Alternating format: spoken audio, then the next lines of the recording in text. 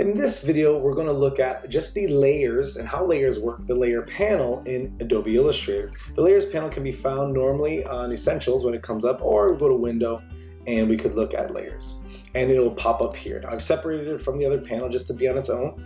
And look what I've done here. I've already created a little design here and showing you that there are main layers and then there are sub layers. Now this is a little different in Photoshop and maybe other programs where you have folders and layers inside those folders. Realistically, this main layer is like a folder, and these are the the files inside of that folder. But we call them layers and sub layers in Illustrator. And now what I want to show first is if I create any element, if I drop anything here on Illustrator, some type, a picture, a graphic. So if I just put in a rectangle here, around a rectangle, it shows up. You may not see it, you will not see it on its own layer. It just shows up. You can see it here a little bit here, but it also does show up as its own sub-layer inside of that layer. And once again, if I make another image or another shape, change the color of it, it shows up again. And look what happened though. It's on top of that last layer I just made. Just like any other program, anytime you make something or do something else, it'll show up on top of the last thing you just did. Now, if I wanted for some reason to bring this to the top, in front of everything, right here, I can actually just click and drag and bring it up. And now it's in front or on top of everything.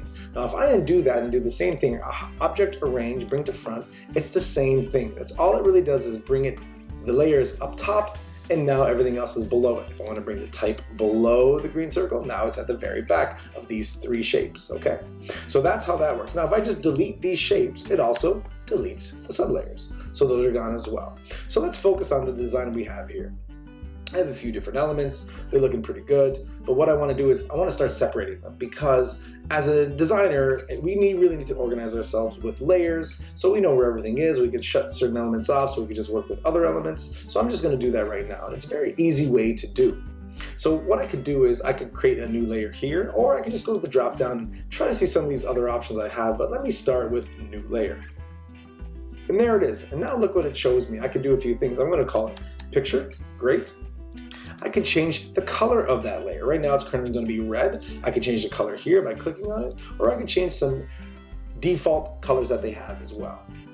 A few different options here as well. Not to mind right now. I'm just going to say okay, and there's my picture layer. So to move something from one layer to another, I'm going to click on that element. And when I click on that element, look what happens. The square shows up here on the main layer. And on the sub layer, there's the square there as well. And it shows me that, yes, something has been selected. What do you want to do with it?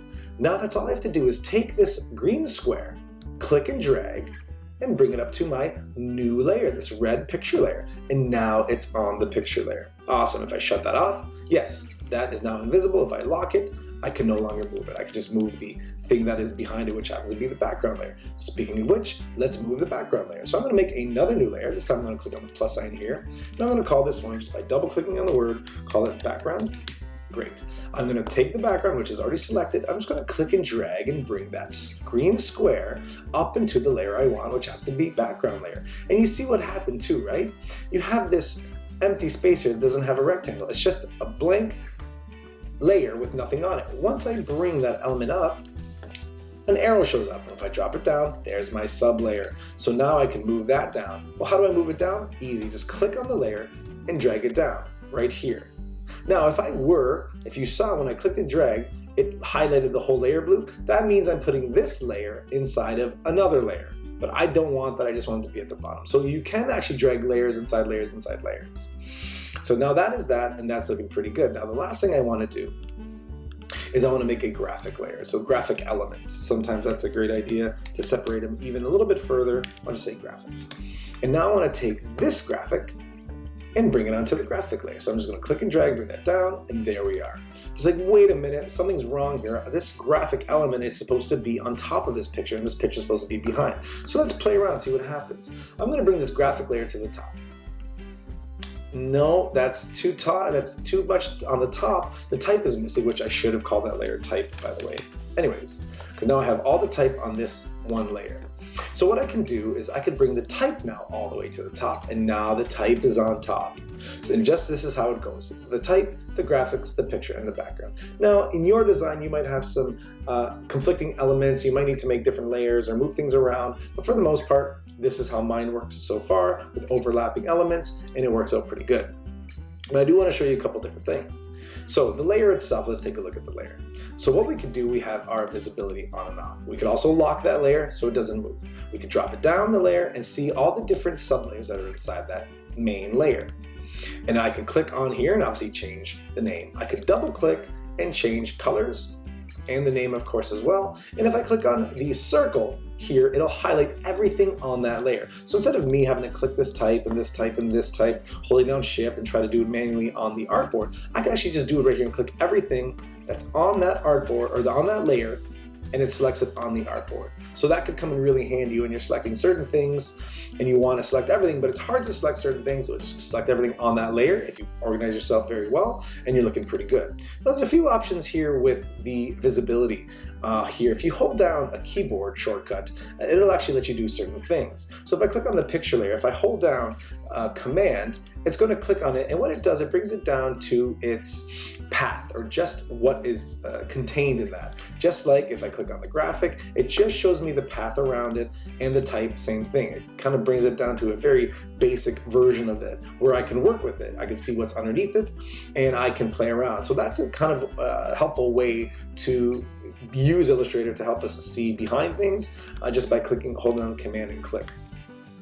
Another option, if I hold down Option and click on any of the layers, what it does, it actually hides all the other layers, but keeps the main one that I clicked on visible. So click on that, like that. Hold on Option, click, and it hides all the other layers except the one I have. And normally, if I just click on one, obviously it'll hide that particular one. I could lock them, which always is very helpful. And once again, same idea. If I hold on Option, it locks all the other layers, but keeps this one unlocked. So there's another little quick shortcut that might help you out. Instead of you having to click and drag all of these to lock them, you could actually say, I want everything locked except the picture. Not a problem. Hold down Option, and it locks everything but that layer. So there's another one, especially if you have a lot of layers, this comes in handy. So just like that, we can do a few different things with the drop down. A new sub layer, we could duplicate that layer. Obviously there's a few different ways to do that. You could just click and drag by holding Option. See how my cursor has a plus sign on it? Now I've duplicated that just by clicking and dragging and holding down Option. I'm just gonna get rid of that. And now I could just throw it out in the trash. I can do a few different things. I can, well, with clipping masks, we play around with clipping masks. Here I do have a clipping mask, so it's a picture inside of a mask, and I can see that right here. When you make a clipping mask, this is what it looks like. You have the actual mask, and then you have the picture inside that mask. So if I'm having a hard time trying to access the thing inside of the mask, usually you just click on it, double click, and then you're accessing just the mask. Look, I'm in isolation mode. And I know I'm in isolation mode because everything else goes gray. The gray bar shows up here, and it actually says isolation mode, where I'm only working and can move in the clipping mask. I can only play around with what the clipping mask is inside of it. That's it. And that works out well. So to get rid of it, I can just double click out, and that would work fine, or I can enter isolation mode or exit isolation mode. Same idea, that would help me out there as well. So layers are very, very useful, easy to move around, but sometimes we need a little help trying to understand how layers work, and this is how they help us, and this is how some of the functions of layers can help us in our design. So one more thing before I end this would be looking at different ways to duplicate things and what would happen with our layer structure when that happens. So once again, I have my type layer, I have my graphics layer, picture layer, and background main layers with the sub layers inside. So contact and contact info and all this. So if I were to duplicate this for whatever reason, I'd Command C or edit, copy, paste, Command V, and look what happens. I pasted everything, but now everything that I've copied is in one layer. It's under one layer as sub-layers. It didn't keep the structure of my layers. Okay, not good. Now another option, another issue we can have is when we group things together, okay? So if I click on this and I group everything, watch what happens to my layer structure. Command G or object group, everything goes into one layer with all the sublayers in there. Once again, now my graphics layer, picture layer, background layer, empty, because everything got grouped into one layer. Now it's good that it's grouped, but it's in one layer. The thing that I want to do, I'm just undoing that, is potentially I could group my, even though they're in one layer together, I can group just the type and say Command G there. Now they're grouped into one layer. So there's a new kind of main layer with its sublayer. So that's a grouped layer. Then that's how it looks in the layer structure. But the best option for me to do if I want to duplicate something and I want to keep the file structure is to use the Option command to duplicate.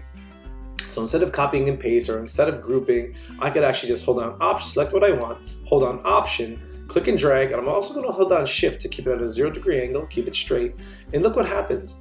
I've duplicated everything, and everything got to stay in its own layer structure. So that's kind of the best way currently to look at duplicating something and keeping your file structure. So now look, background has 2 rectangles, and pictures have 2 clipping masks, and graphics has 2 rectangles, and the type has contact, what you will, and short hill. So it's also in the same file structure, layer structure, but it has been duplicated. So just be mindful of when you do group things, it all goes into one grouped layer under one main layer. And as I mentioned, that can be defeats the purpose of organizing yourself. Now, if that works for you, that's fine, but we always want to try to keep our layers organized the best way possible.